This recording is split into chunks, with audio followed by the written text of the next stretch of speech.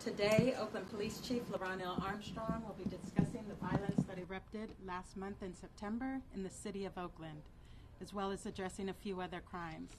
Joining the chief is Lieutenant Chavies with our homicide section, who will be addressing 2 homicides that occurred this past weekend, as well as Councilmember Taylor, who will address a homicide that occurred in his district, and also Executive Director of the Christopher Lavelle Jones Foundation, Brenda Grisman, a victim of violence who will be speaking about the impact of the trauma that our community is experiencing.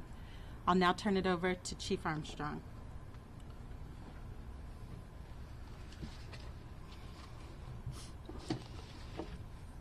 Good afternoon. Like I do with each one of these public press conferences, I always start off with a moment of silence for the 106 victims of homicide in this community, the 106 losses of life. So if we can take a second before we start and take a moment of silence, a minute and 46 seconds, for all those who have lost their lives in the city of Oakland.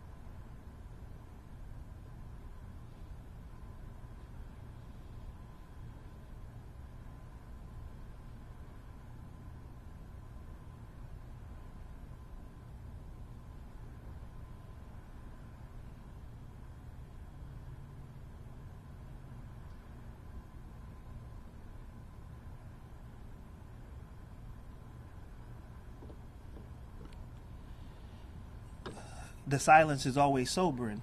It makes me think of the 106 notifications that I've received from command staff about another homicide in the city of Oakland. Each month, I come before you and I talk about the violence that we've experienced in the previous month, and I must say that September 2021 has been the most violent month of this year. It's sad to say that we lost 17 lives in the month of September. Senseless violence, so many people whose lives are gone. Today, behind me, I thought it was important that you not just hear from me, but you hear from families, that you see the impact of the violence, that you know when someone loses their lives, that they leave behind people who care, people who hurt, the pain that is in our community every single day. It is unfortunate that this is the highest number of homicides that we've seen in this city since 2013. This weekend was very bad in the city of Oakland. 2 very challenging homicides that we are investigating. Lieutenant Chavies will come up and speak to the specifics of the homicide that occurred Saturday morning, 2600 block of Monticello, where a gentleman was inside his home when someone unfortunately came into his home and took his life. We'll talk more in detail, but it saddens me because I've heard from so many community members about the concern, their fear, and their hurt as a result of this incident. The second homicide we'll be talking about was about a victim inside of a vehicle. Someone tried to rob her of the vehicle. She refused to comply with the robber. And as she attempted to drive away and flee, shots were fired, multiple shots, at an innocent woman that was just simply trying to get away. She sustained multiple gunshot wounds, and unfortunately, she succumbed to her injuries as well. These are the incidents that continue to happen in Oakland. We continue to see people picking up guns at an unprecedented rate. We have recovered over 900 guns this year. That is over 100 guns a month. We recovered 10 guns this weekend. It is unbelievable to me that I've been asking for sanctions on ghost guns in our city for the last 6 months, and we still have not heard any legislative change in how ghost guns continue to enter our community. So I say to community, just know we are thoroughly investigating each one of these homicides, but we need your help. If there's information that you're able to share with us, please contact the Oakland Police Department. If there's video that's available, if there's anything that you think would help us solve these crimes, please bring that information forward to us.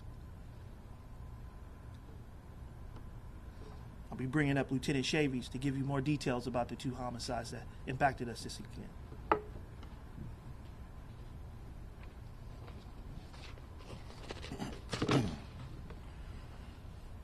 So good afternoon, everyone. My name is Frederick Chavies. That's F-R-E-D-E-R-I-C-K. Chavies, S-H-A, V as in Victor, I-E-S. And so sadly, as the chief said, over the weekend, late Friday night into early Saturday morning, there was an incident that occurred in a home in the 2600 block of Monticello. And during that incident, a gentleman, Mr. Dirk Tolleson, tragically lost his life in a residence that he shared with his wife, who was also injured. We are following leads, and in that case, we ask that anyone who has any information regarding that incident, or anyone in the area who may have surveillance cameras, whether you believe that they're of help or not, please come forward and provide us with that footage so that our investigators could view some of that footage in order to find an ingress or egress point or some persons of interest associated with this case. The phone number to the homicide section is 510-238-3821. And again, we ask for anyone in the Maxwell Park area to come forward if they have any information or if they have any cameras that may lead to helping us identify a suspect or suspects in this case. We ask that you come forward. Sadly, on late Saturday night into Sunday morning, we had a young woman on Foothill Boulevard in the central part of Oakland who was in a car with the gentleman when they were approached and someone attempted to rob them. The driver of that vehicle elected to flee the area. He didn't put up a fight, he just tried to get away. And sadly, the perpetrator fired at least 10 rounds into the pickup truck, striking both the passenger, the young woman, as well as the driver, and ultimately killing the passenger. The driver was treated at a local hospital and is in stable condition. Again, we ask that anyone in the area of Foothill Boulevard or International Boulevard from 10th Ave to 16th Ave, if you have any information or any surveillance cameras that would help us solve this case, we ask that you come forward. And I'll repeat again, the number to the homicide section is 510-238-3821. Thank you so much.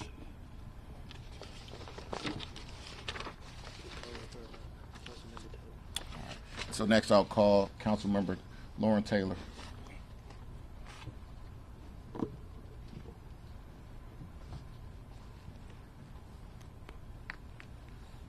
Good afternoon. Councilmember Lauren Taylor, and I represent District 6 in Oakland City Hall. District 6 is where Dirk Tillotson and his wife lived in Maxwell Park, the Maxwell Park neighborhood.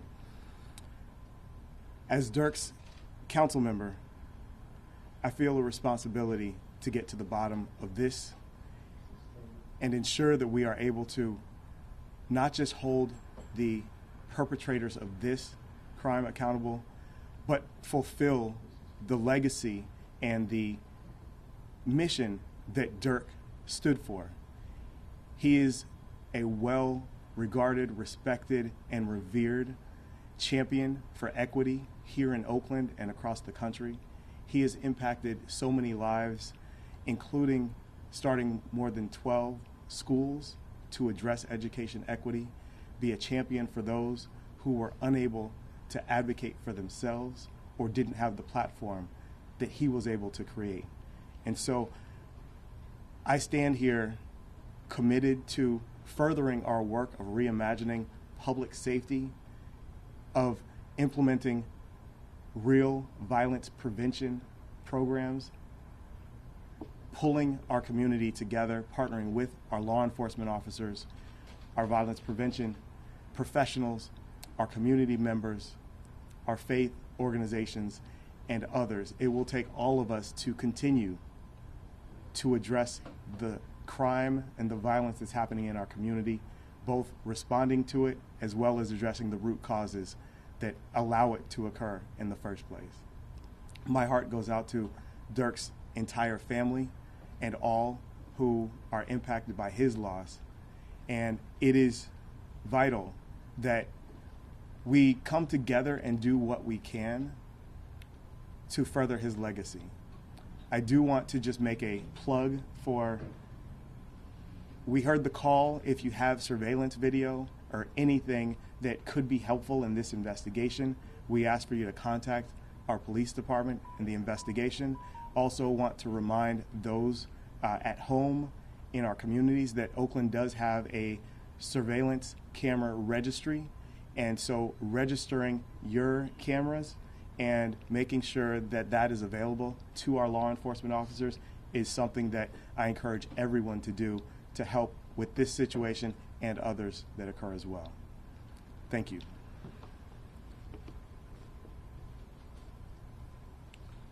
Thank you. Next will be Ms. Brenda Grisman. Good afternoon. My name is Brenda Grisham, Brenda, last name Grisham, and I am the Executive Director of the Christopher Lavelle Jones Foundation. In 2010, on New Year's Eve, my son was murdered here in the city of Oakland. And today, we are here to partner with the police as families who have lost our children, our brothers, our sisters here in the city of Oakland. The plug that I'm going to make today is each and every life, the whole 106 that we have lost as of today, have mothers and fathers. They are hurting. Homicide is nothing to play with. It's a long-term effect. But the second thing is, the people that are committing the crimes have mothers and fathers also. It is a plea that we have, because you don't want to be in the same position that we are, missing our sons, missing our daughters, our brothers, and our sisters. Get your children. If you need help, if they're doing things and you need help, there are a lot of organizations out there that could provide mentorship, or get your uncles or your grandfathers or whoever. But it's a whole community that needs to come together to make a difference. The police can't do it alone. The parents can't do it alone. We need to step in where we can and make a difference so that we can see tomorrow. Thank you. Thank you. And as I wrap this up, I just really want to say that we are going to continue our focus as a department. Next week will be the first time that I've ever done an open crime meeting where community can see what we're doing to address crime. I want community to know that this department is completely focused on addressing gun violence. You will hear directly from our command staff about what they're doing to address gun violence in our city, because we are accountable. We're accountable to going out there every day and doing our best to address those that pick up firearms and use them in our community. We've arrested over 40 homicide suspects so far this year, but we still continue to see these crimes committed in our community.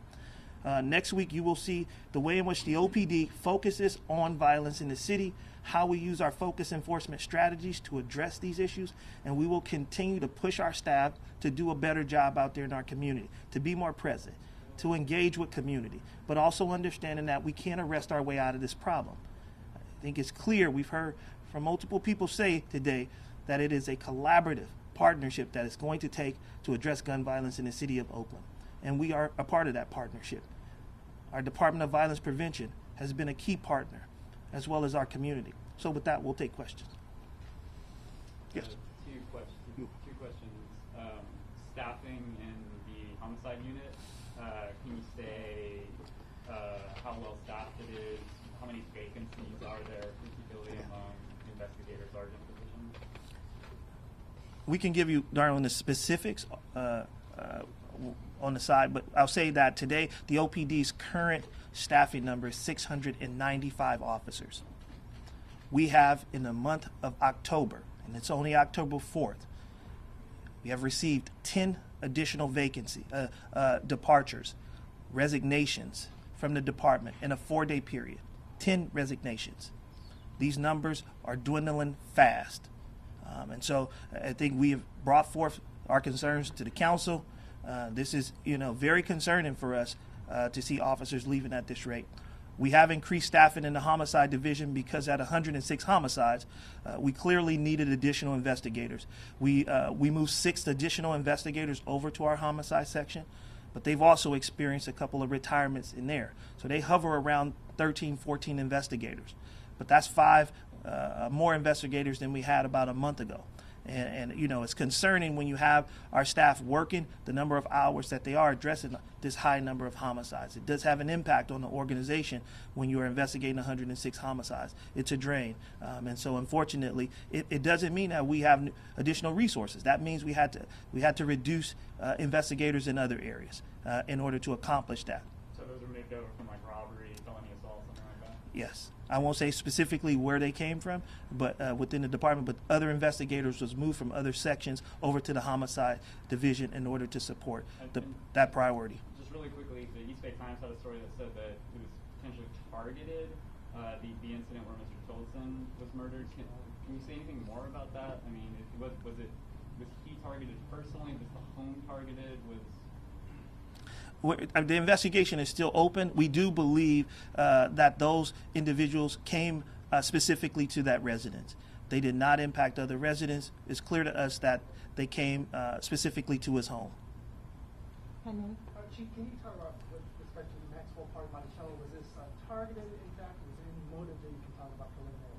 There are some motives that we're looking into that I can't discuss today with you, but we do have a couple of angles that we're looking at, none of which we think should have led to his death. But we are looking into a couple things that we think could be a contributor to why he might have been the focus of somebody or his residence. I guess this is for Chief and also for Member Taylor, if you will. Mm-hmm. Member Taylor, Chief expressed some frustration with inaction on ghost guns at the level of lawmaking. Is anyone in the city, on the council or the mayor's office, thinking of doing something? And Chief, what should they do? We have expressed our concerns to the mayor and the city's legislative representative to lobby in Sacramento to see if we can get somebody to sponsor. I know that there are some of our lawmakers down in Sacramento are definitely trying to craft something, but it just has not moved fast enough for us, a city that's being impacted by these weapons every single day. But we have brought our concerns to the mayor, who has made sure it was heard in Sacramento, and so it's just it hasn't moved as fast as I would like. So is this something that can only be done on the state level, not at the city level? Yes, it would have to be at the state or federal level. It needs to be clear laws around the procuring of these weapons. They need to be serialized and they need to be trackable. We need to know who are buying these kits and putting them together. We need to know that if a firearm is recovered, who purchased that firearm and who might they have sold it to or allowed to have possession of it. Those are all of the really important investigative tools that we need in order to solve crimes. We also obviously want to be able to trace ballistics. If we don't have know the ownership or the origin of these weapons, it's very difficult to trace where did it come from when this bullet was fired and this casing is on the streets in the city of Oakland. So all those things matter in our overall investigative ability. Chief, you talked about the departures on key staff positions. Are you encountering any similar drains in evidence tech, crime lab staff, the folks who carry the spears, so to speak? Yeah, we have had some resignations and some retirements, but I think we do have a certain attrition number that we expect every month. The difficulty for us is that attrition number for the last 2 years had hovered around 5. That attrition number over the last 5 months has jumped to 10 a month. And this month, we're expecting that it may be even higher. And so that is really difficult for a department to fill those gaps. We have over 50 officers that have left the department in the last 6 months. That is really challenging for any department to be able to manage to fill those vacancies in any short time period. It's going to take a significant amount of time to get new officers into those seats. In that time, with a follow-up, with your permission, in that time, will you then be reaching out to other law enforcement agencies to assist with investigations, draw on resources, other platforms and tools?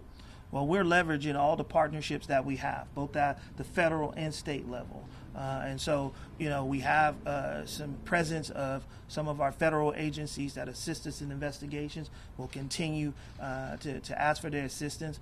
We, unfortunately, will have to bring out staff from inside the building and put them into field roles when we have openings. We're also going to have to leverage the use of overtime to fill vacant patrol positions.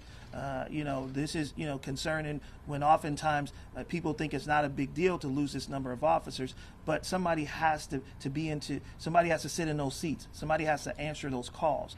That means that we have to use overtime and we have to work these officers more than we'd like. We want officers that are well rested, and are prepared to be out there. And so we want to make sure we care about their health and wellness as well, that we don't burn our staff out. But we're in a position where the numbers are getting to a point where we're getting close to forcing mandatory overtime. We have time for 2 more questions. Up here in front. I'm sure you're doing exit interviews. Are these officers saying why they're leaving, and is it something unique to Oakland? We do exit interviews, and we do ask the officers what their reason for leaving. When we do it, they ask that stay personal. It is their private reason as to why they leave. We will share it with our counsel and in the private sessions and things like that. But that's not something that we're going to share publicly. Everybody has the right to leave. Can you share it? I mean, I'm not asking about a specific person. Well, I'm not here to talk about specifically why they leave. I think that's another conversation. But I will say we do learn a little information. But I think that's to me it's a little bit too late. And obviously we want to do everything we can to try to reassure those officers that are here that they have the support that they need in order to do this job. That the city of Oakland supports them. That no matter what community meeting I go to, and I've done conversations towards solutions, 16 meetings throughout this city, all of which I've heard nothing but support for police officers in the city and for support for public safety. So I think that's the message that I'm trying to push to these officers. Are any of the retirements or leavings because of the COVID-19? No, not that I'm aware of. One last question. Chief, you mentioned, and all of you have today tweeted for the community to become involved in helping to stop the violence. In addition to kind of just cooperating with police investigations, what are you looking for the community to actually do to help the problem? I think Ms. Grisham made the most important point of today's press conference is really that we need family and friends and loved ones to grab their loved ones and give them the support that they need to draw on city resources, community-based organization resources to be able to provide people support so that they don't have to engage in violence. That we should be trying to save people's lives, save your loved ones' lives by not allowing them to pick up guns and be engaged in violence, but also not putting themselves in a position that they might be arrested for committing a violent act. That's also a loss to the community, because it's not just it's the loss of life, but it's also losing people from our community that have to go to prison for a long time for a very serious crime. I think this is the last one. You talked about maybe having to shift some resources. Are you having to take some investigators out of the homicide unit to try to fill positions on the street? And what kind of guarantee can you give to families who've lost their loved ones that their cases are getting the attention that they deserve?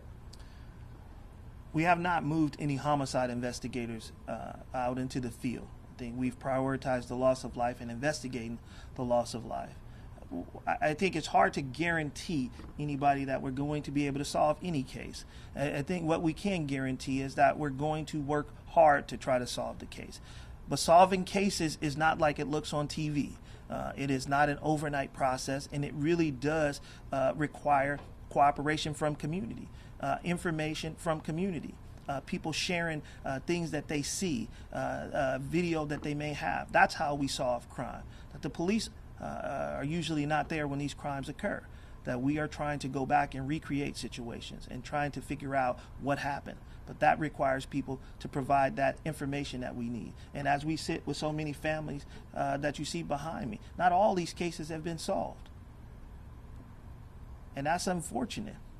And somebody out there, so whether it's this case or one of the other homicides that happened this year or in previous years, because I don't want to overlook the fact that this has happened year after year.